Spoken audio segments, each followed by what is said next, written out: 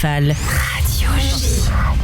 Il est 7h40, bienvenue sur Radio J, mais c'est ça on discute, la radio. on discute, c'est ça, mais la on radio. discute pendant la pub. On devrait écouter plus souvent les pubs quand même, c'est important la pub. Bonjour Christophe Barbier. Bonjour Nicolas. En pleine forme ce matin. Pleine forme. Très bien. Dans quelques instants, vous recevez pour le Barbier du matin Annie Genevard, députée LR du Doubs, qui nous confie avoir passé une belle soirée hier à l'Assemblée nationale. Elle va nous en dire peut-être quelques mots dans quelques instants.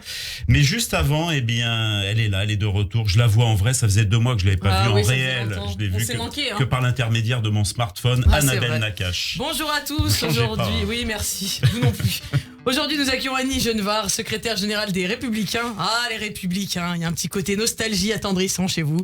Ces dernières années, un peu comme les groupes de musique qui ont connu un énorme succès, qui changent de nom et qui font des concerts avec des nouvelles chansons que personne ne connaît. Vos fans, ils veulent les anciens leaders et les anciens tubes, mais vous avez le mérite de continuer à aller à la rencontre de votre public et ça, c'est admirable. Alors, j'aimerais commencer en revenant sur ma dernière chronique dans laquelle je me demandais si Macron allait souhaiter un joyeux Hanouka à la communauté juive. Et alors, non seulement il aura souhaité, mais en plus, il a allumé la première bougie à l'Elysée en chantant Mao Tse avec le grand rabbin de France. Mais entre nous, Manu, on t'en demandait pas tant, hein. C'est pas parce que t'es pas venu à la marche qu'il faut allumer les bougies chez toi. La prochaine étape, c'est quoi? Tu te convertis en dansant Rabbi Jacob? Du calme. Alors certes, ça s'est fait à l'occasion d'une remise de prix au président pour sa lutte contre l'antisémitisme. Vraiment? Bon, admettons. Bon, là au moins, il avait pas besoin d'aller à une marche, hein, ça se passait dans son salon. Alors c'était pas prévu comme ça à la base, hein, il devait pas fêter Hanouka, et puis sur le moment... Dans le feu de l'action, un discours en entraînant un autre, une remise de prix, des mots gentils, on se fait des compliments, des petits mamours, et là, on allume la chandelle de trop et c'est l'accident d'un soir. Et ben au lieu que ça apaise les consciences, ça a créé la polémique. Macron, il est comme un soin relaxant, mais au piment, ou comme un chocolat, mais à l'alcool. L'intention est là, mais pas le résultat. C'est le double effet qui se coule. Premier effet, c'est réconfortant, c'est bon. Deuxième effet, c'est révoltant, c'est dégueu. Du coup, pour changer... ça nous fait pas une super publicité les juifs, mais bon, on a l'habitude, hein. Sinon, hier soir, s'il y avait bien une soirée qu'il fallait pas louper, c'était à Matignon, l'after, motion de rejet. Dis donc, tu viens plus aux soirées, là? T'as loupé, hein. On a fait une soirée motion de rejet, moi je faisais la loi sur l'immigration, et je me faisais jeter de tous les côtés. Et les va-et-vient entre Darmanin qui présentait sa démission, Macron qui refusait, Darmanin qui présentait, Macron qui refusait, jusqu'au moment où Elisabeth a failli sortir son gros 49.3, ça a chauffé. T'as loupé. Ah bah ça rigole pas, hein. Quand Babette elle menace de sortir son 49.3, on dirait Schwarzenegger dans Terminator. Toc toc toc, 49.3. Non, c'est la porte à côté. Oh pardon. Le 49.3, bah oui, c'est un peu le je compte jusqu'à 3 des parents. C'est la menace suprême. Et depuis que Macron est au pouvoir, l'Assemblée c'est comme un enfant de 2 ans. Les députés ils sont dans la phase du non, mais tout le temps. C'est une assemblée qui fait non, non, non, non. À la majorité, elle fait non, non, non, non. Quel que soit le dossier sur le tapis.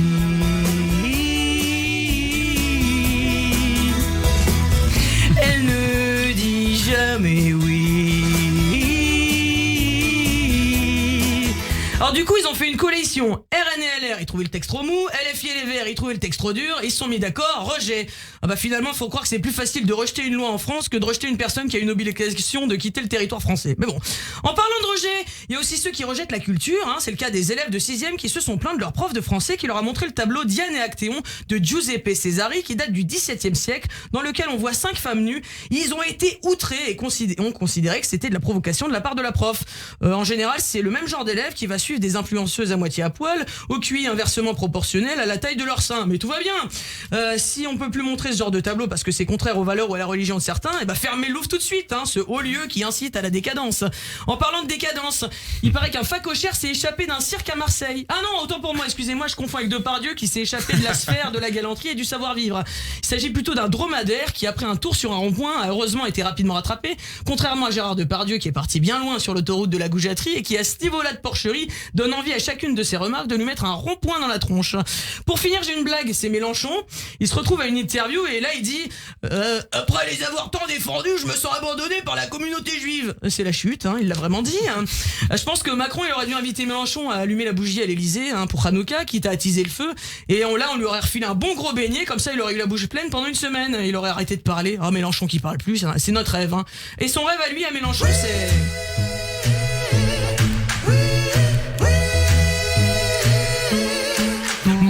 vouloir être roi. Pour ça je ferai n'importe quoi. Déclaration des magots à tout va. Pour me blottir dans tes voix. Je te jure, je tweeterai plus. Je sais pas si j'y arriverai car c'est plus fort que moi. Petit hommage pour le leader du groupe Povo, Pascal Péris, qui nous a quittés ce dimanche. Allez, en attendant que le monde aille mieux, que les otages reviennent tous, et on peut toujours rêver. Alors moi je vous souhaite une bonne journée. Merci Annabelle Nakache. Merci. Et on retrouve Christophe Les Barbier. grands débats commencent sur Radio G. Sur Radio J.